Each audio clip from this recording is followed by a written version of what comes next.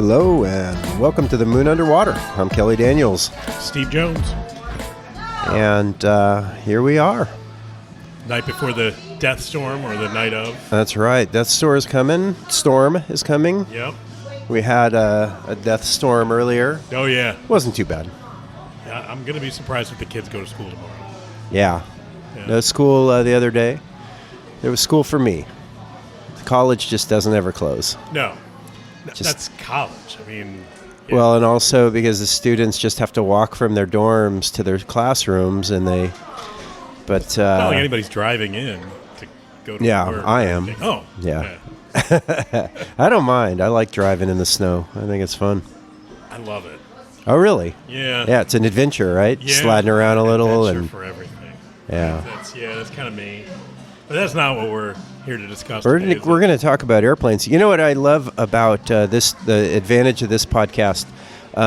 When we have a topic like air travel or air accidents and things like that, your average, just regular old boring podcast, they would get like some kind of expert on to talk about it. You know, like the CEO of Delta or Pete Buttigieg, but we just go for it. We're going to guess. We have the son of an airline pilot and a creative writing professor.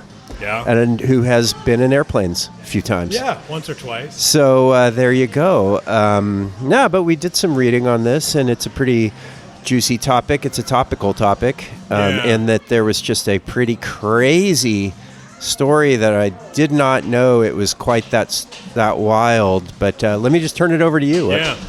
Well, so a couple things in this last week have just really kind of gotten my interest. And we're sitting here next to train tracks, and there's always people use the expression, it's like watching a train crash, right? A train wreck. And it's because it's so disastrous. But in my head, there's only one thing that could be worse, and that's airplane stuff that goes wrong, because I've been on enough flights sitting there never thinking that that was my day, that something wild was going to happen. And that happened to a couple people this week. And fortunately, both of these stories have good endings. We'll talk about another one that doesn't really. But Alaska Airlines, fairly new airplane within the last 10 years. Fairly new airplane of a sort that I would really not want to get on. It is, I think the jury is out now, right? That it is, you can't fly these things, man. So, how many strikes do you get when it comes to airline travel? So we're talking about the 737 MAX? It's the MAX 9. The MAX 9. So there is a MAX 8. Okay. And I have talked to a pilot that I know who flies for a company that rhymes with American Airlines, that I was like, I don't think American has any MAX 8s or MAX 9s, and he's like, no, we don't, and it's a different type of door. So what happened was the exit door basically got sucked out at about 12,000 feet. Yeah. And there was a giant hole in the side of the airplane. People were holding their phones. Yeah. And phones went into the night sky over Portland. The humanity. Kid got his shirt ripped off. Mom was holding on. Well, that was that story you had me. The kid who was sitting right by the door, his seat was half pulled into it. And he was just there, and it ripped his shirt and jacket off of his body. And then his mom reached over and grabbed him. He was 17 years old, and they had to just hold on until, wow, man. I couldn't, but what I didn't get is how did the cabin suddenly pressurize with a hole in it? After a while, things stopped flying out. Everything kind of... it equalizes. Okay, right? so okay, I get it. Yeah. So all of the stuff that needed to get out was out. It was out. And then now the pressurized air was out, and then it stops. Okay. Real loud. Wow. And so... It must have been cold, man. I would think. Yeah, I mean, wintertime, Pacific Northwest.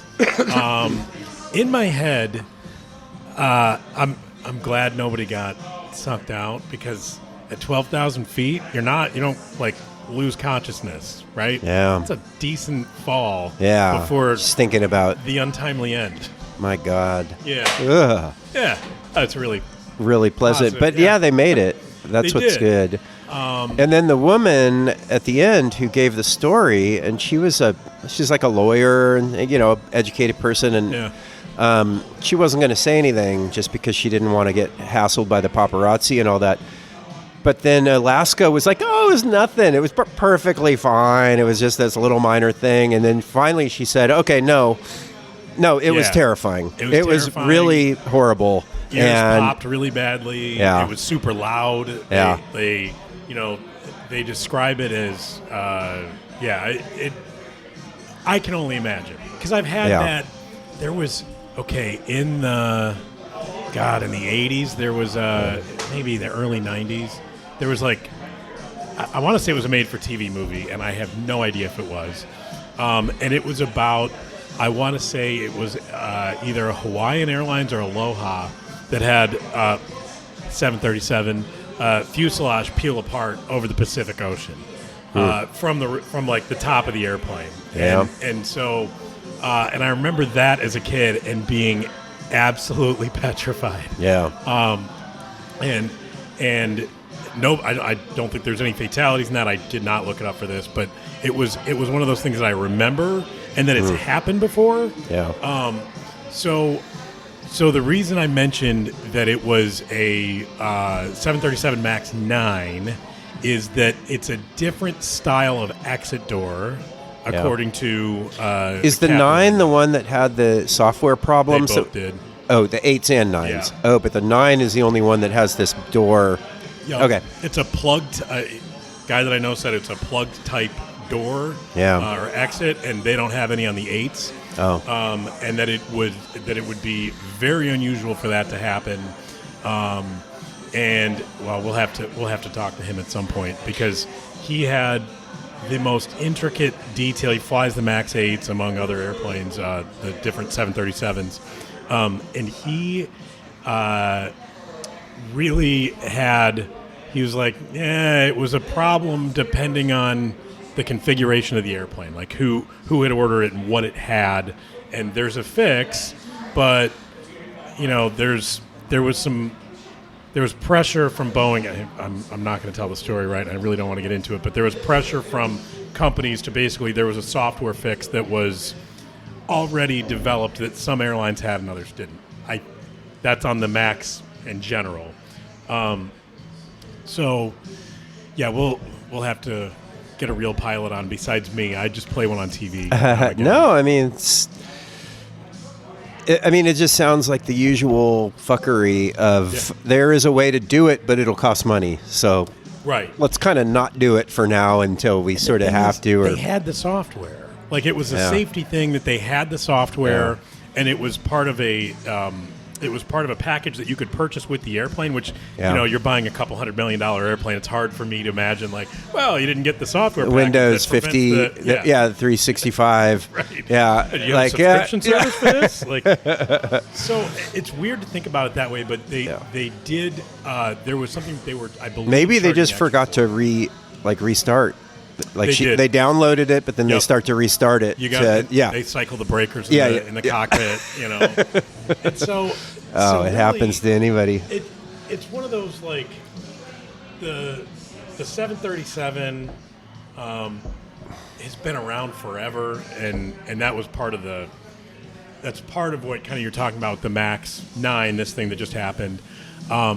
There is some criticism that it's a 40-something-year-old airframe that they're still kind of adding stuff onto, and that something like this maybe is a result of that they need to start over. I heard that about the last problem with 737 is that they're just trying to use fancy software to get the efficiency that they wanted, the fuel efficiency and all that, but using an old airplane, and so they had to do all these tricks that ultimately were problematic in various ways, where they need to just build a brand new. They need to engineer something, and right? They've done a lot of those. There's been a lot of new airplanes from Boeing over the years, just not that size, right? So you have in the last 25 years, which is new for an airplane, which sounds weird, but it is. You have the 777. You have the 737, the MAX 8s and 9s weren't exactly new. You have the 787, which is that is a mechanical masterpiece. That airplane is spectacular. And they're developing a new 777 that is basically like, again, a sort of a big version of the 787 called the 777X. It is now 3 or 4 years delayed, but it's like any of these big projects. There's, they always overpromise to begin with, right? Yeah. That's just sort of how it works. Yeah. And then, my dad was a Boeing guy. Yeah. He had flown some McDonnell Douglas airplanes, and when he made the switch over to the Boeings, was like, okay, the McDonnell Douglas airplanes and other airplanes are designed by engineers and they're built by engineers. Boeings are designed by pilots and built by engineers. So, he would say, you would look up and you'd think, okay, where's this switch? You'd look up and you go, oh, it should be right here, and there it is. Yeah. And then if you were in some other airplane, and he didn't know Airbuses, but McDonnell Douglas in particular, it should be right up above my head, and instead he's reaching his left hand way forward and saying, it's right over here in the most inconvenient spot, and we need it all the time during the flight. Yeah. So, it's like somebody sat there and thought about it. This should go here, that should go there. Mm-hmm. And that was generally the feeling about the Boeings, was that they were just designed by pilots. Yeah. So, anyway, this particular story, kind of, I don't know, it struck a chord with me, and we'll walk through these, I think, and then kind of circle back, and I've got some questions. I'll just give my take. I don't love flying, but just because it's not particularly comfortable. Yeah. If I ever got to fly first class or something, and I have had like once from Chicago to LA, I got nice. That was nice. I didn't have a problem with it. I like being in airports, but I don't like the stress of like being in a security line, and so the whole travel thing is a mixed bag for me. Yeah.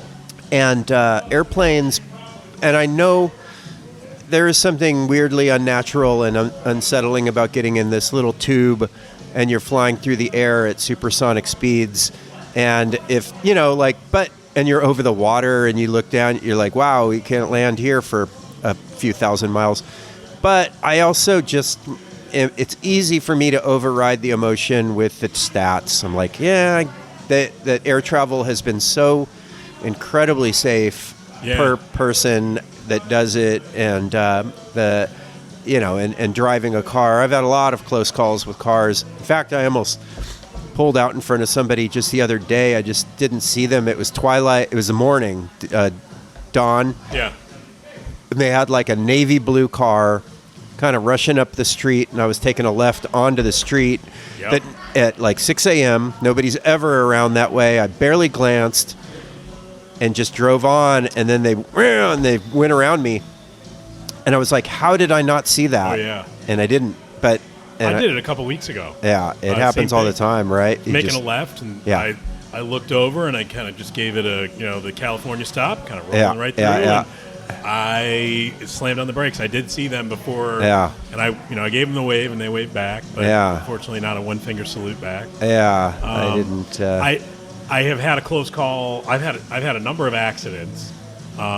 I had a close call where somebody almost pulled out in front of me, and this is the part that like starts to get me freaked out about being on an airplane. And I'm normally not, right? Yeah. I've done it a zillion times, but you think about how one mistake that somebody makes can really scare you in a car. Yeah, and a lot of times that's how we think about getting around. I was probably 17, and I had a Jeep Cherokee, and I was doing 55 and a 45, and there was a two-way stop, and I was going through that. I did not have a stop sign. Yeah. And somebody started to pull out in front of me, and I was like 20 feet from the intersection, hammered on the brakes, and it didn't have ABS or anything because none of those things did.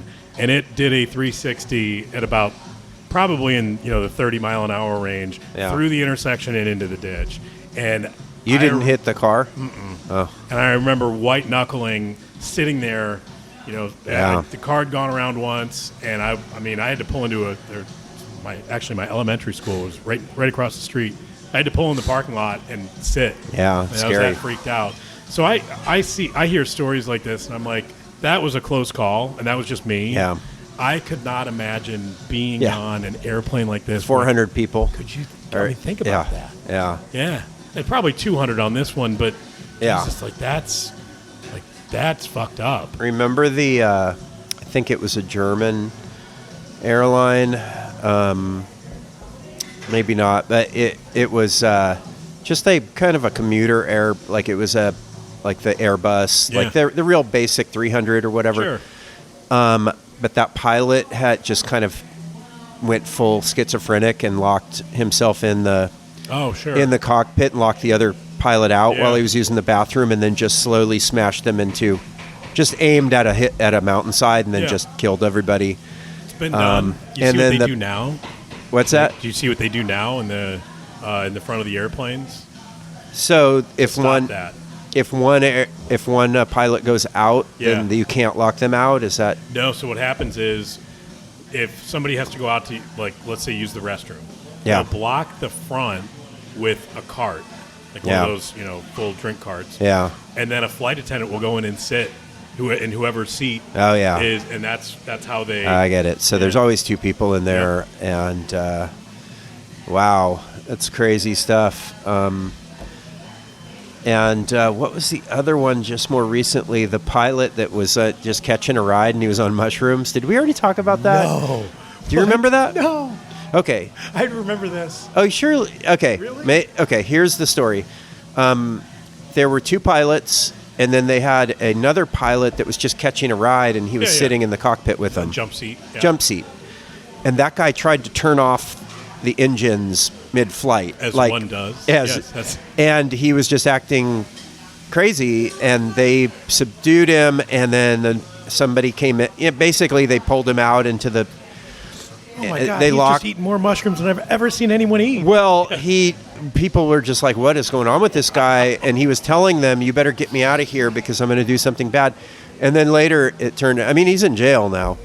Yeah. And once he got back onto the ground, he said he had taken mushrooms and he was having a bad trip, and he thought he was in a nightmare, and that if he crashed the plane, he would wake up. Oh, boy. And so mushrooms and the therapeutic evidence for psychedelic mushrooms has been promising, but not for flying. No, not for pilots that are... Well, and also it's not like unsupervised. You should have a professional therapist there with you if you're going to do it for that reason. God.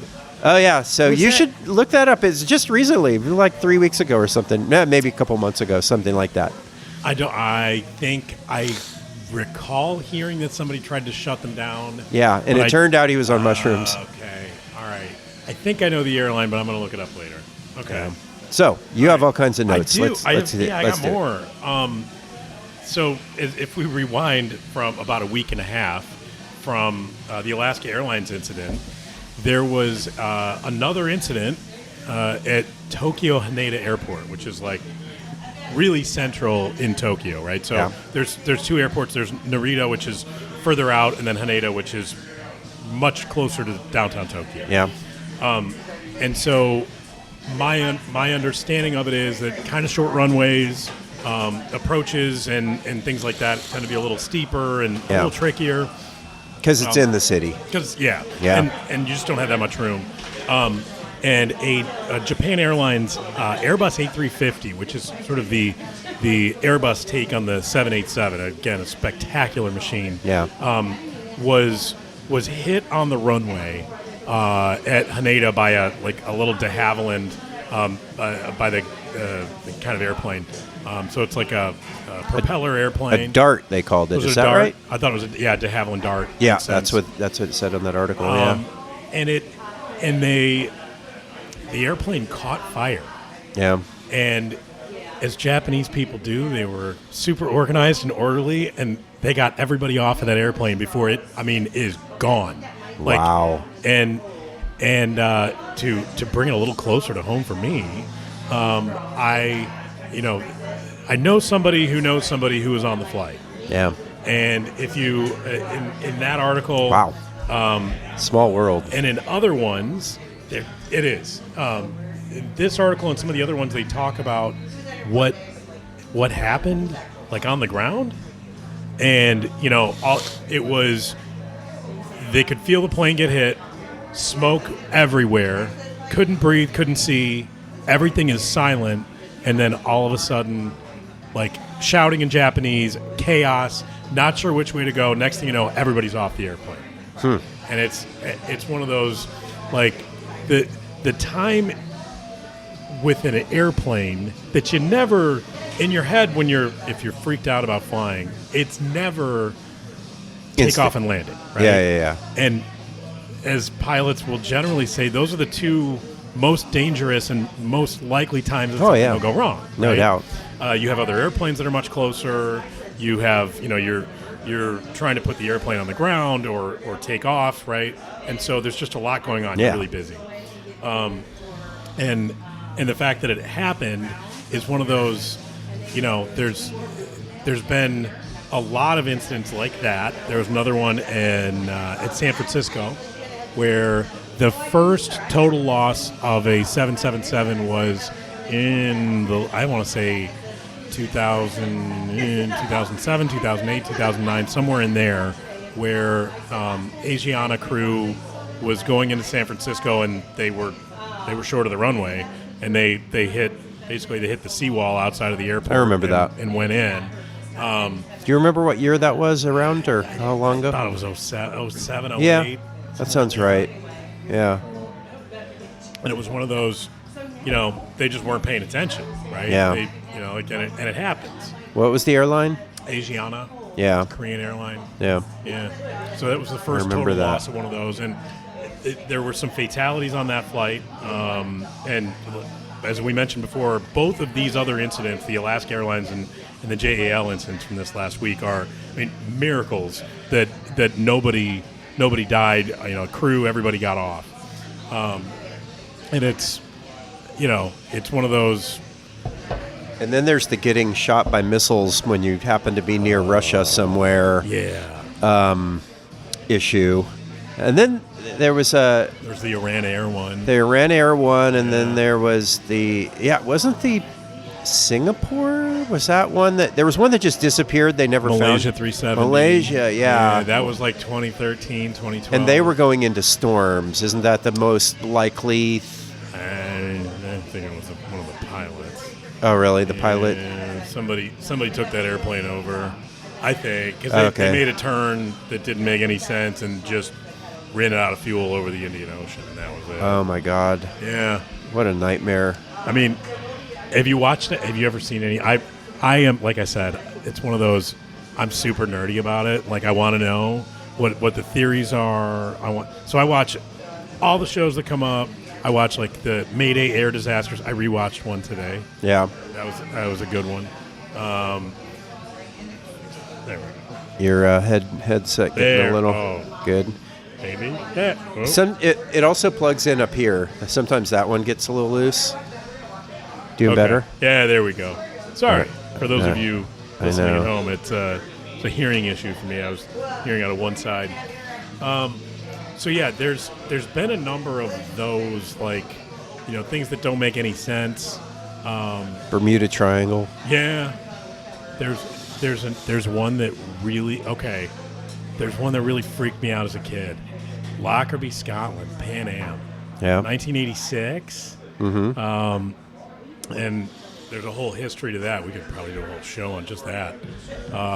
But that was one of those, I'm 6 years old, and my father's an airline pilot for, again, rhymes with American Airlines. And I'm seeing that going, okay, that, like, thinking in my head, they just went to work and got blown up. Yeah. Like, it was a little unsettling. Oh, yeah. And within even a few days, I didn't even think about it. Like, it didn't bother me. So was that like it was him? But if I was on the plane, was I would that a think terrorist group from wherever Libya. Yeah, that's right. And that was the one where they like prosecuted somebody decades later and put him in jail and convicted somebody for doing it. And Yeah, it is interesting that terrorists go for planes, and I mean, I guess they probably go for other things too, but planes just get the news more, I guess. Sensational, right? Yeah. You know, like 9/11. Man, I woke up the morning of 9/11 not knowing what had happened. Yeah. And it was I had a class at 9:30 in the morning that I decided I was not going to. Yeah. And I decided to stay home and play video games, and I didn't turn the TV on, so I had no idea what was going on. Yeah. And to make that an even crazier story, my dad had retired from the airline the day before, September 10th. He had an incident at Heathrow Airport where he did something that he was going to retire later. Yeah. And he did something that he was like, that was really stupid, and I'm really old, and nobody wants to tell me that, that I'm... It was just a lapse? It was a lapse. And I'll tell you what he did. He left a cockpit window open and took off. Oh. And what's the consequence of that? Well, you got to go around and you got to land again and get the airplane reset and to close it, to get it closed. Yeah. And, yeah. He was like, so it wasn't going to kill everybody, but it was. You're definitely not supposed to do that. Yeah. And he was like, caused a huge delay, and he didn't fly the airplane back. He let he had the crew fly. Oh man, that must have been an intense moment for him, but also real big of him to realize that his ego is. He's got to put it to the side. He didn't want to do it anymore either. So yeah. He was retiring in a month because he was turning 60, and he was like, nah. This is not. He's like, I haven't wanted to do this for a long time, and I just screwed up, and that really messes stuff up at Heathrow. That's going to delay other people trying to get to where they want to go. Yeah. And he's like, and we're done. And so that was the day before 9/11, and then 9/11 happened. And he's like, wow. You're sure he's not in on it, right? I'm pretty sure. Yeah. That's always a funny joke, 9/11 jokes. Yeah. Here's another one. Steve Martin. This is a Steve Martin joke. He's like, hey, I hear that, every time I fly, I think I'm worried about somebody carrying a bomb on there, but they tell me that it's like 1 in a million. So I thought the chance of there being 2 bombs on it are, infinitesimal. So I always bring a bomb with me.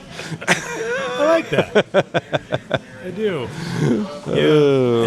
I think that was a funnier joke before 9/11 and before TSA and before all that stuff, when I first started flying, it wasn't that long ago. I'm not like, but anybody could walk up to the gate. There wasn't security. It was just like a train station or something. And then it didn't take much to get on a plane. And, but now it really is this kind of nerve-wracking experience because of and they have to the security people have to keep you guessing.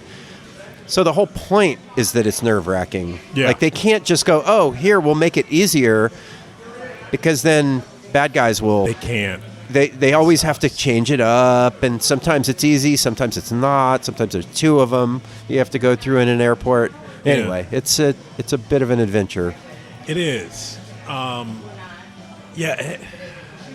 You ever gotten pulled by security? No. You take one look at me and you think that guy couldn't possibly be. No, oh man, I didn't show you. One of our traveler ones, I wanted to show you my old passport when I was in my first grown-up passport, I guess. Hair. Yeah, it was the long hair. I looked like and also my picture, I was wearing this like vintage leather jacket, but it was like a 70s, like almost like blazer leather jacket with like wide ass lapels. It just screamed like 70s Coke dealer kind of like vibe. Yeah. But no, I haven't. Have you?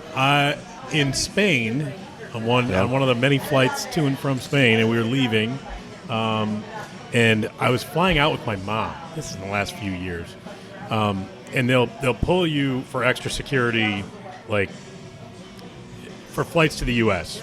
They have an extra screening, and I had to go into this room, and there's like a line of us that are there, and we're handing bags over. And they're like putting some cloth on your hand and on your bag, your carry-on. And then the inspector pulls on rubber gloves, right? Yeah, exactly. Yeah. We have ways of making you talk. They were the guy puts the thing in a machine, like the little cloth, and everybody's is turning green. Yeah.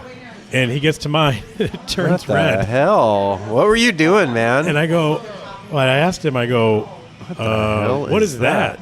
He goes, this is all in Spanish, but he goes, it's okay, we just have to do it again. And I was like, well, that's great. Like thinking to myself, how secure is this? Right? Yeah. And he goes, most of the time it comes back negative.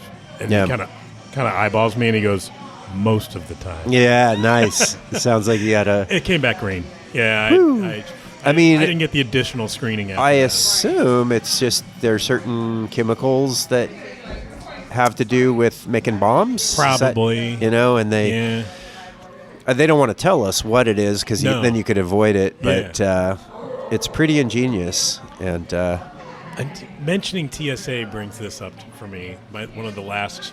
Oh God, where were we going?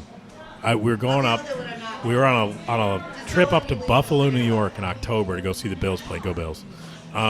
Because the Bears are that awful. We had to go to Buffalo to see a good team play. And I was an idiot and forgot to dump my water. Which, look, if you can see me drinking it, it's not going to blow up, but fine. And I'm TSA pre-check. Like, I have the short line. I do everything I can possibly do. Yeah. And somebody in front of me also has a bunch of stuff in their bag, but nobody knows what it is. Okay. And it's all like food stuff that they have brought with them, and it's like rice, and there's something. I'm like, they spent 15 minutes going through that person's stuff, and I stood there and waited. People were like, like TSA workers walking by, I'm gonna go take my break now. Like, you're like, what about me? We got a line here. I'm an idiot. I left water. And they finally got clear, but they had to get everything had to get checked. Wow. And so I had no idea what they were checking for, but I wasn't going to ask. So. Yeah. My I don't know. I'll be vague about who it is, but I know somebody who regularly goes to a certain country that borders America and really loves the food. And then comes back with full-on rotisserie chickens and stuff like that in the back. Totally. I'm like, I guess if you really seal it, it works. But I've never thought of, out of all the things to take across international borders, a rotisserie chicken just seems... Food in general. Yeah. I feel like, I'll just eat the food. I'll take it through in my belly, but not in my suitcase. I just feel like it's booze or, clothing. Oh, man, I did that. Just stuff, I brought booze across when I was like 17. Nice. Yeah, we were in Europe. And, but they're not going to card you. Like, customs isn't like in the carding business, is it? They like, don't care. Yeah. No, it was like, and they'd have to go through the bags and everything. And do you have anything? Nope. And it's like, you walk straight through. I had a lot of bottles of alcohol with me. Yeah. Oh, God. Yeah.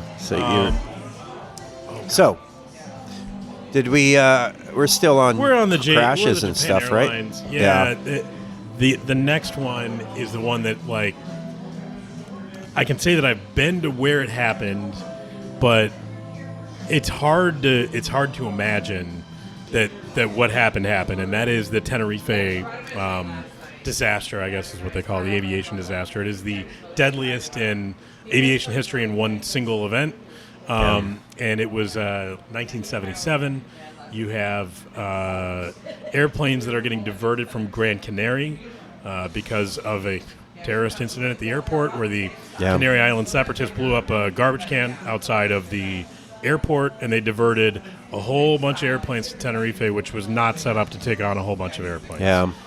And it's just like, fuck the Canary Island separatists. Like, right. I mean, it's like what kind of that movement. I'm sure.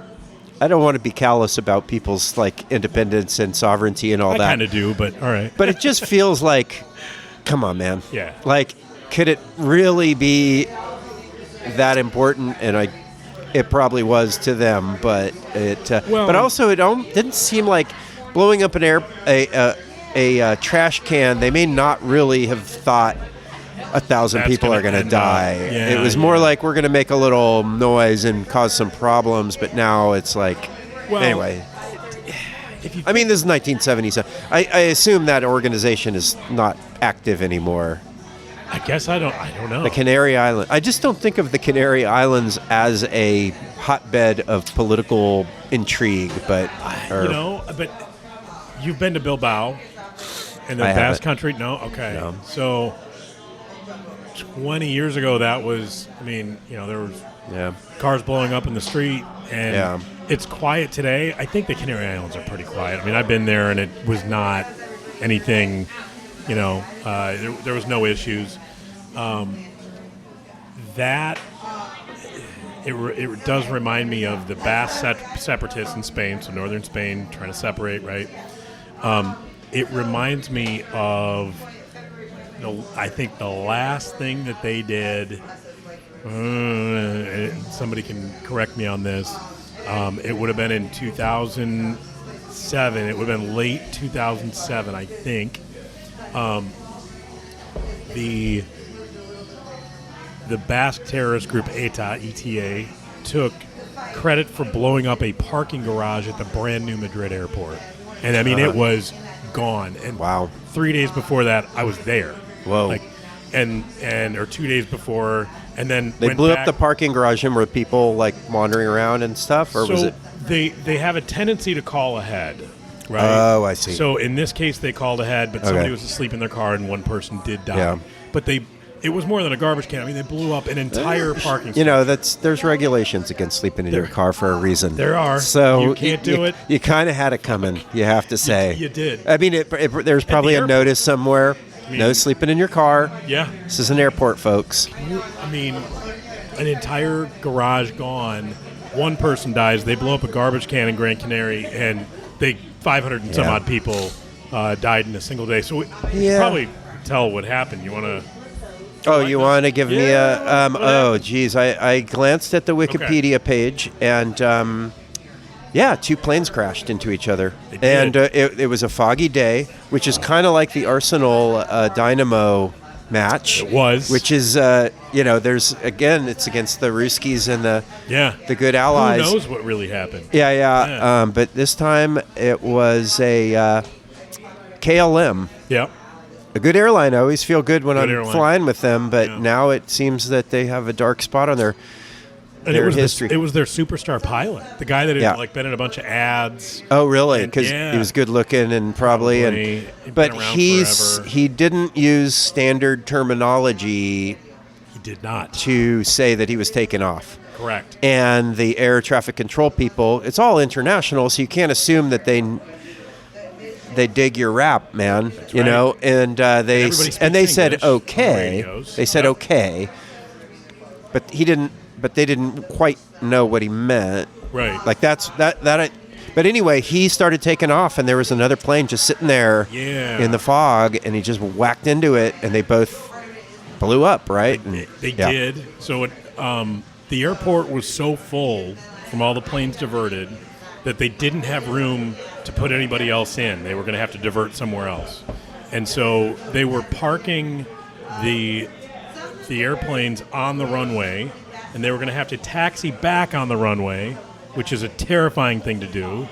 But they were in dense fog, so you couldn't see the other end of the runway. Yeah.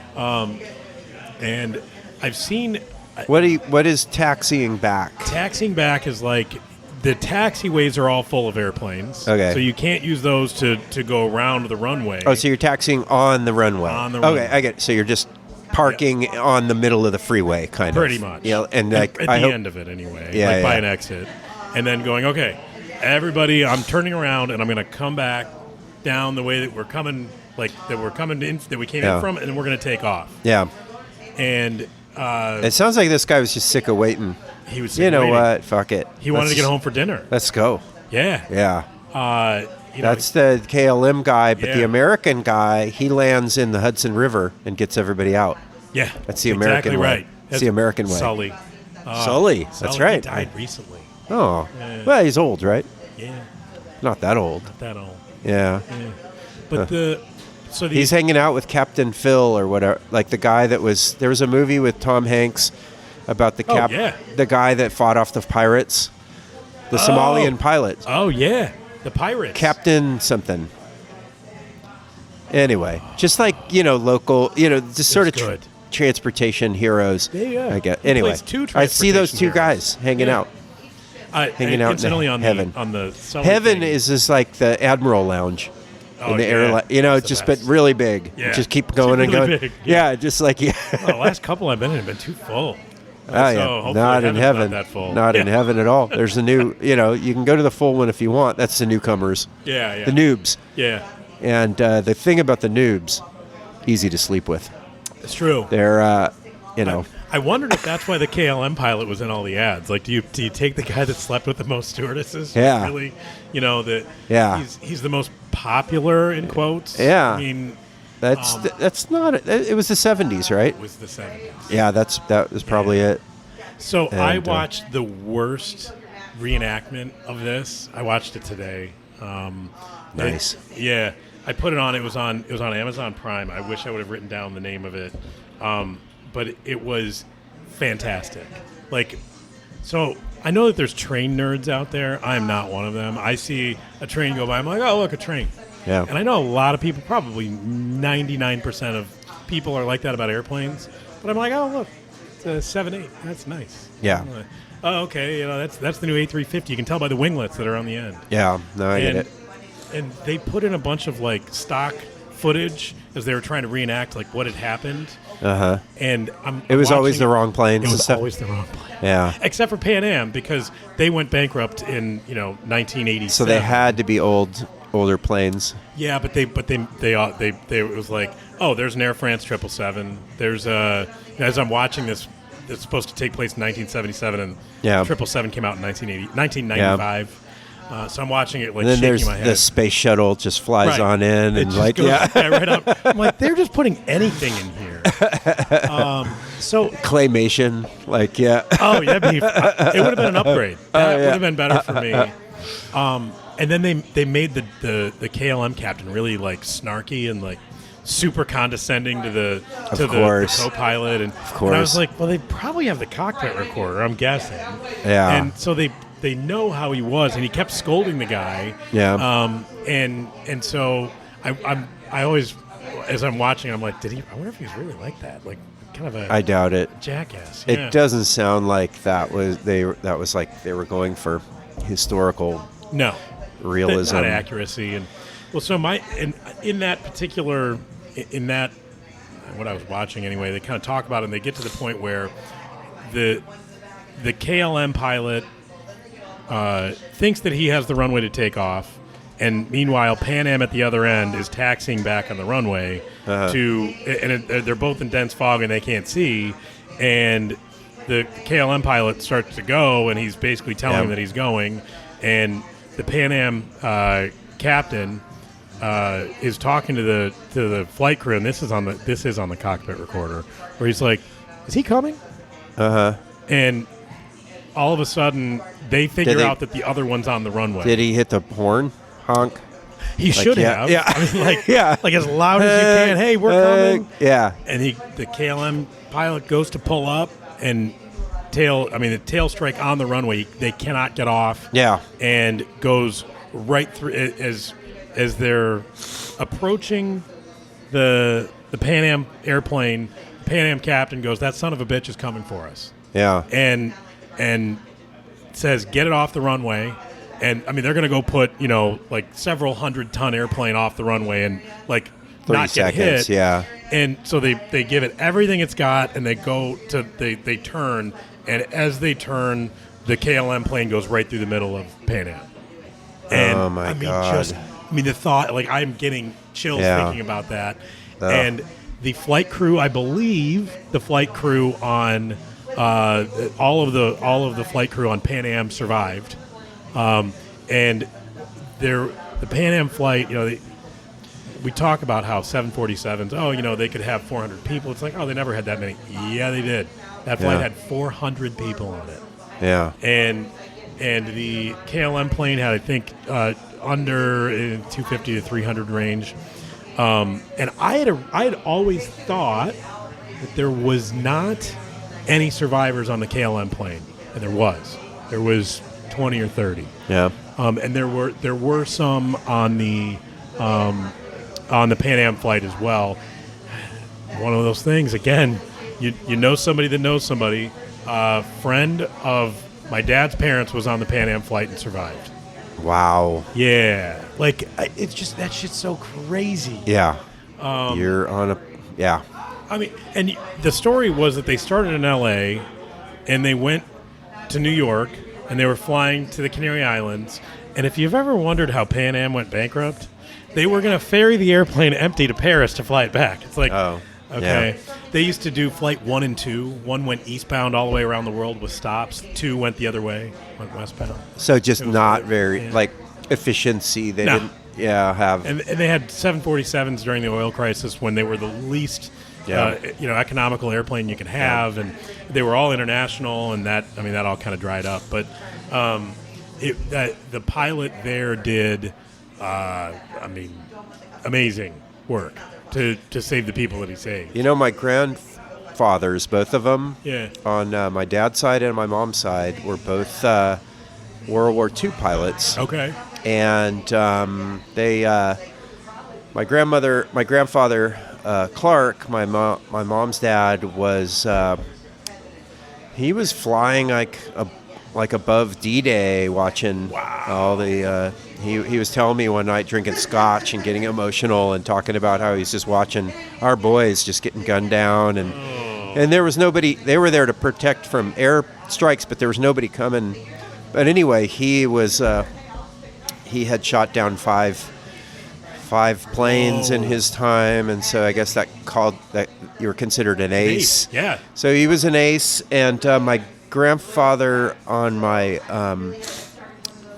father's side, Les, I don't know about his World War II, but he started a small airline that flew from L.A. to Mexico City after the war, and that was the time of like Lucille Ball, and it was like everything was like Latin American, and Mexico was super hip, and that kind of dancing and music, and I may be getting this wrong. I've just heard, we're gonna go with it. He definitely had some kind of an airline, and it probably just had a few planes and went back and forth. But anyway, there was like Mexico City, right? Oh yeah, Mexico City's awesome. Yeah, I'd like to go there and hang out more. I wandered around once, and I hear it's great. I hear it's a lot of fun. It's sure big. Man, is it? That's one of those seeing it. The only time I've been, I've been there more than once. It's hard to take in. I mean, it's so immense. Yeah. Okay, so going through the Canary Islands, I'm to the point now where I start thinking about, our fears of flying. Yeah. Right? So one of the things that I can remember watching as a kid in math class was Nightmare at 20,000 feet. Twilight Zone episode. Have you seen? Is that the one with the gremlin on the That's the one. wing? Yes. There's a great Simpson episode, and it's all just tearing off the panels, and the guy's like, "Hey," trying to get attention, but everybody thinks he's out of his mind, right? Yeah. He's looking at, and he's like, "Look, it's out there on the wing." But that was a thing. They were in World War II. They were called gremlins. It meant that it was the thing that was ruining your airplane while, right? So I think that's what a gremlin was an air. Maybe I'm getting that wrong, but besides a shitty car from the 70s. Right. It was to come. The gremlin. Yeah. I remember the gremlin. They're amazing. Sorry, but I remember this friend of ours in high school. He was the guy that everybody picked on a little bit. Back in my day, we picked on people when they were nerdy.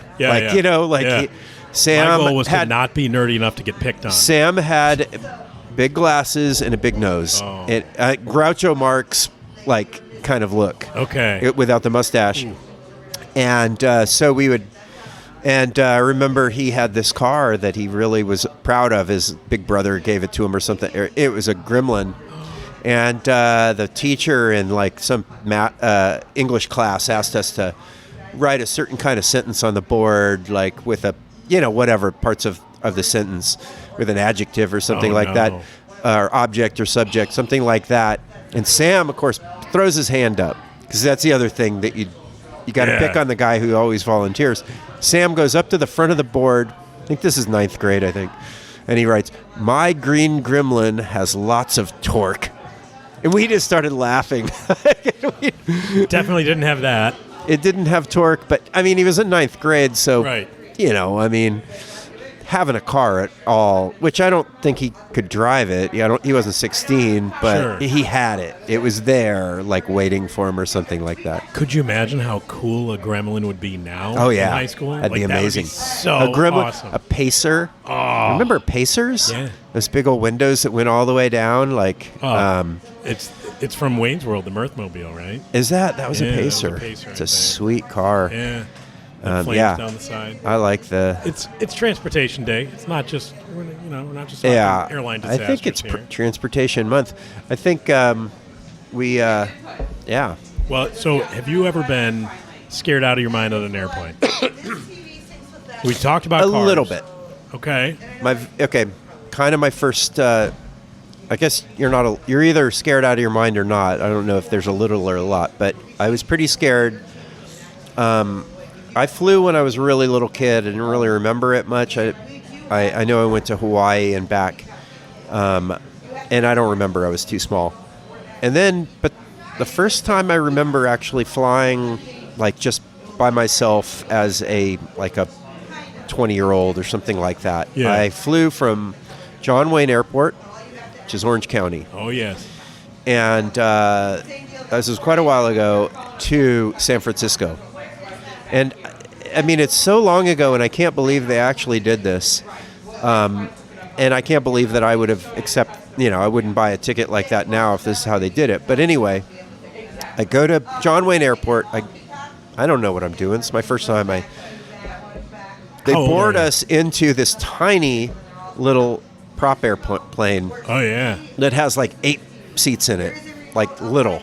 Yeah. And it is just going to LAX, which is 45 miles away. That's not that far. Yeah. And it's like 10 minutes of flying.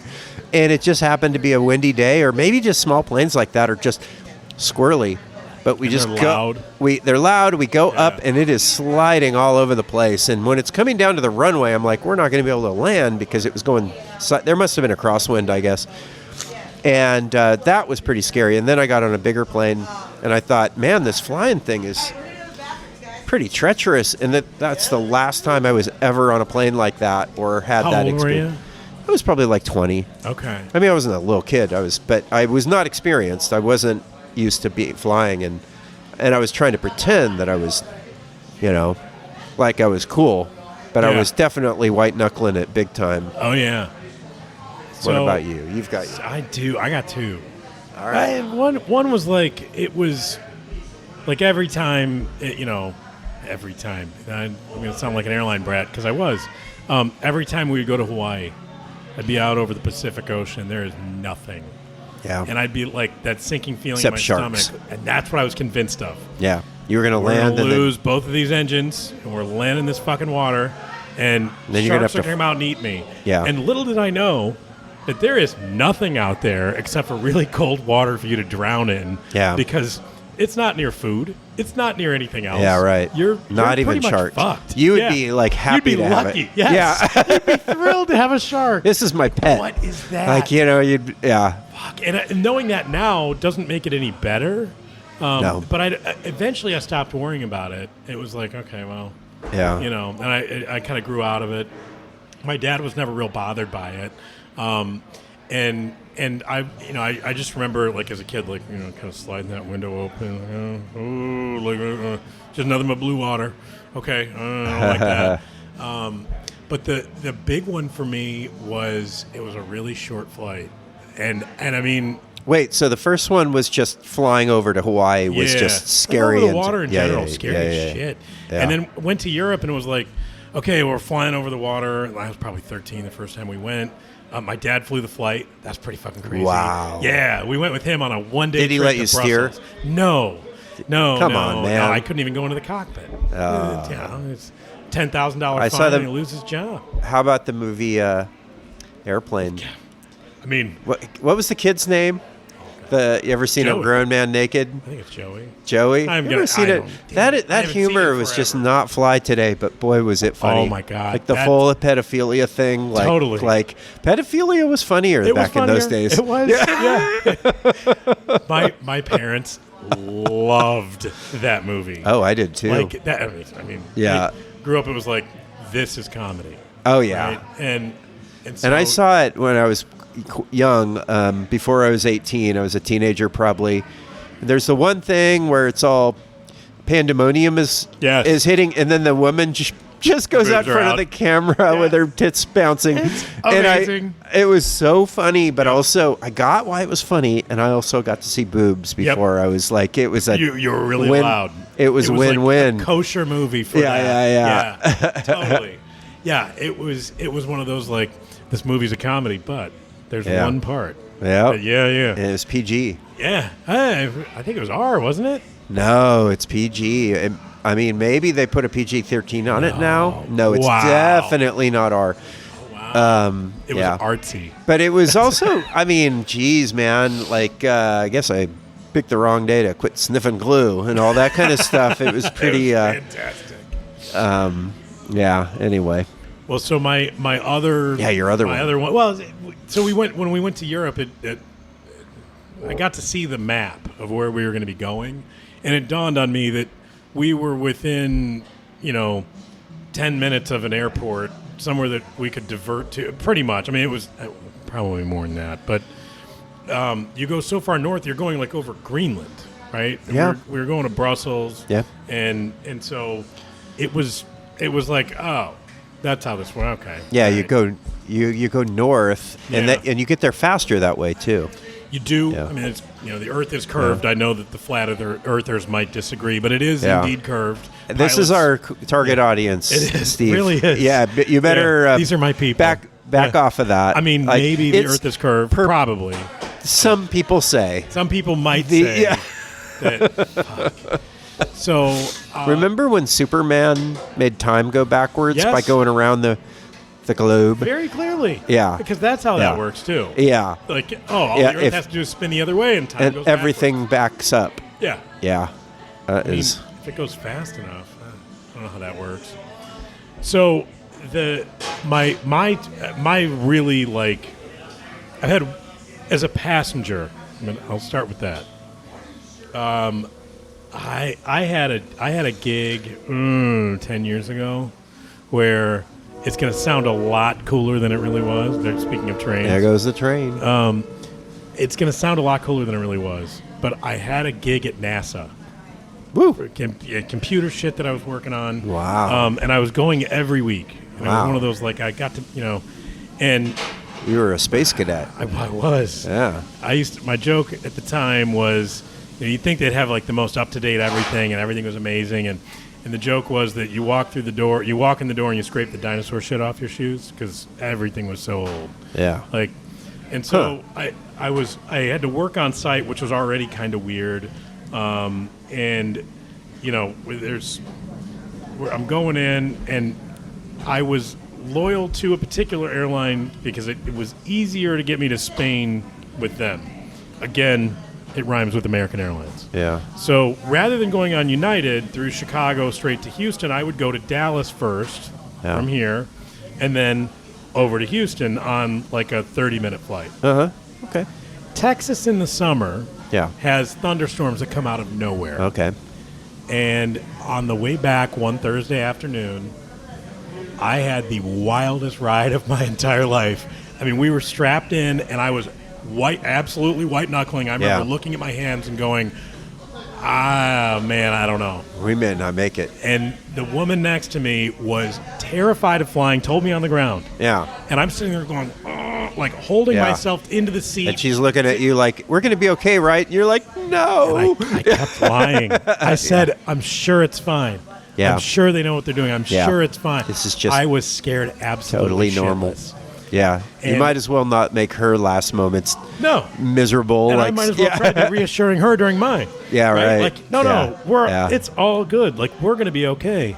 Yeah. And I remember telling pilots, commercial pilots, that few that I know about it, and they're like, Oh, no, you're about to die. no, they were like, it sounds like, like medium turbulence, man. It wasn't that. Yeah. I was like, oh my God, it was, and I remember hearing stories about like the carts, Yeah. like Like flying up and down, that kind of thing. bouncing off the ceiling, Yeah. like that you have a cart that's filled with pop cans. Yeah. They weigh a lot. Yeah. And That could hurt you. It can hurt you. But also, your gin and tonic that you paid like $9 for back then, even. Yeah. All the liquid just shoots right out. It goes straight out. And do they give you a discount? I bet you not. Or a refund? I think it's like a piñata, though. If it goes off the ceiling, you can pick up the stuff off. Yeah, I think like that's the only carpet. fair. Well, the carpet sort of like soaks it in, and you can, Alcohol abuse otherwise. Yes, that's Let it right. go to waste. So gnarly. nothing like that? You didn't have any crazy... No, I've had some turbulence where it felt like we're falling off of a cliff. That's weird. But not quite that bad. A friend of mine has had a story. He did a around the world trip. His parents bought him like a backpacking around the world trip for a year as his graduation present. Are his parents looking for children to adopt? I know. Well, I know one of his parents, and Barbara. This is Kelly and Steve. We need you to adopt us. This is my friend Chad. No, very cool parents. I didn't load that dinging sound in. I don't want to do the rim shot again. I'm gonna find the ding. But Chad Cooper and Barbara and He's not DB Cooper, is he? No. Speaking of airline things. But anyway, very cool guy and very kind of made into a cool guy on some level by getting to travel around the world when he was 18 and just totally different from everybody else. Like, you meet him and he's got, hey man, so I'm like swimming across the Ganges, and we're all like 20 years old and telling our stories, and they're like, I'm like, wow, this guy. Did he inspire you for your travels? Absolutely, absolutely. We were busboys. He was a waiter and I was a busboy at some like little hippie restaurant in Laguna Beach. Is that the hotel? It was the Renaissance Cafe. It was a little kind of hipster bar. It's the first place I had ever heard of a cafe latte. And that not because I hadn't heard of it, because nobody had. It was like It was like the first wave of that kind of coffee making. So it probably would have been 90s. Yeah. 91, 92. It may have even been 89. Okay, I heard about it in Breckenridge. In Colorado. So this was Laguna Beach, and then this brand new place popped up, and the reason I got a job there. That's cool. Because it was the only place that hired long-haired males to like work as waiters. Yeah. So, and I went in and got an application wearing surf trunks, no shoes or shirt. Nice. So, how many times did you get mammed with your long hair? Excuse me, ma'am. I was just so masculine that it was always. I got mammed twice, like hard, and like from the back. From the back, because I did have my friends once admitted to me that they were driving in a car, and then they saw this woman with a nice tight ass and passed, and it was me. Oh no! And then that was the joke: is Kelly's got a nice ass. The guy with the girl name has a nice ass. Yeah. But anyway, we're drifting. Yeah. Okay, so Chad's story was he was flying over through Argentina. Yeah. I think that same area, like over the Andes, which is like that movie about where the people had to eat each other. Oh my God, there's a new one on Netflix. I just watched it. Yeah, I hear it's good. Anyway, he's flying over that, and things are like crashing, like everything's going crazy, like they're bumping, everything's flying around, and he's like, it's okay, I know This is probably normal. And then he had a seat next to him. It was like he was on the window seat, and there was an aisle seat. Sure. And one of the flight attendants strapped herself into the seat next to him and started weeping. No. He was like, no. But they survived. Of the last things you want to see is that. Oh, yeah, right? no, that's the person. Maybe it was her first day on the job. By the way, if you've seen Alive, I have seen it. This new movie is more graphic and longer. Oh, God. Yeah. The crash part where the one woman is dying slowly because she's all twisted up with the metal, that was worse. Hard for me to deal with. Oh, yeah. And then they start eating each other, and it didn't take them long to start doing that. They were going to live or die, and it was the good news was it was all nice and frozen. Yeah, I mean it was preserved, right? Yeah. So there was something else came up in my mind is the Space Shuttle Challenger. Oh. And the reason why should that just be its own? I noticed we are out of beer. We are. Maybe we can talk about it because I know what at least one airline pilot has said about that. So, okay, I watched a PBS video, and I would show it to this class, this freshman composition class, because it was just interesting, and it was a good way to, I don't know, I had some assignment that had to do with it. So I've watched it a bunch of times. It was Bill Moyer doing an expose kind of everything that happened. It was a real clusterfuck of the engineers were just saying, the thing is going to blow up. The thing is going to blow up. The thing is going to blow up. And then what happened? I forget. The business people were like, wait. We're on the news. We can't. And then they were talking to the politicians. So you have the sales team, the politicians, and the engineers. The politicians had been promising NASA was under fire. Yeah. They've been over budget, underperforming, and they're like, no, we cannot have another delay. We cannot have another delay. And they told that to the management of this company called Volcom or something like that. Okay. And then but the engineers wrote this letter that said that it is not on us if this thing blows up. It's going to blow up. And then it did blow up. And then it did. And all the whistleblowers, they were all just sort of moved away. Nobody lost their job because nobody on NASA wanted, because all the higher ups were the ones that signed off on it, and there was no oversight above them. So it was all covered up except for this journalistic kind of endeavor.